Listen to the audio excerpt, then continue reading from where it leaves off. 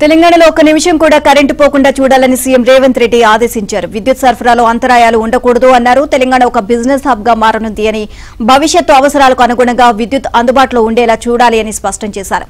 ఇందుకోసం ఐటీ, పరిశ్రమల శాఖలతో సమన్వయం చేసుకుని కార్యాచరణ ప్రణాళికను సిద్ధం చేసుకోవాలని నిర్దేశించారు.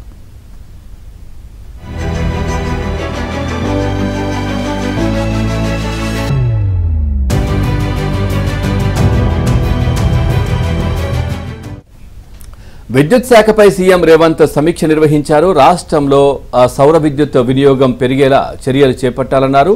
డిమాండ్కు అనుగుణంగా విద్యుత్ ఉత్పత్తి చేయడానికి అవసరమైన చర్యలు చేపట్టాలని ఆదేశించారు.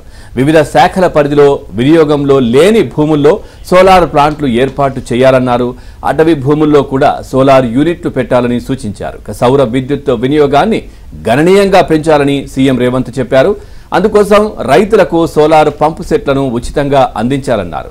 నాగర్ కర్నూలు జిల్లా వంగూరు మండలం కొండారెడ్డిపల్లెను పైలట్ ప్రాజెక్టుగా ఎంపిక చేసి ఈ పథకాన్ని అమలు చేయాలని తెలిపారు. ఉచిత పంపు సెట్ల కార్యక్రమం అమలు కోసం పీఎం కుసుమ్ పథకాన్ని వినియోగించుకోవాలని అన్నారు. రైతులు కూడా తమ భూముల్లో సోలార్ యూనిట్లు ఏర్పాటు చేసుకునేలా ప్రోత్సహించాలని సూచించారు.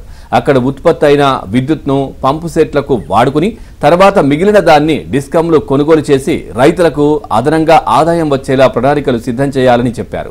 ఇక వంట గ్యాస్ బదులుగా సౌర విద్యుత్ను వాడుకునేలా చర్యలు చేపట్టాలని తెలిపారు.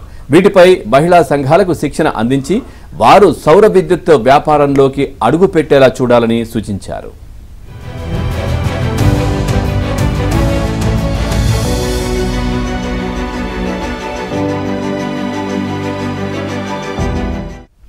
రాష్ట్రంలో విద్యుత్ స్థాపిత సామర్థ్యం 40,000 మెగావాట్లకు చేరుకునేలా చర్యలు చేపట్టాలని సీఎం రేవంత్ ఆదేశించారు.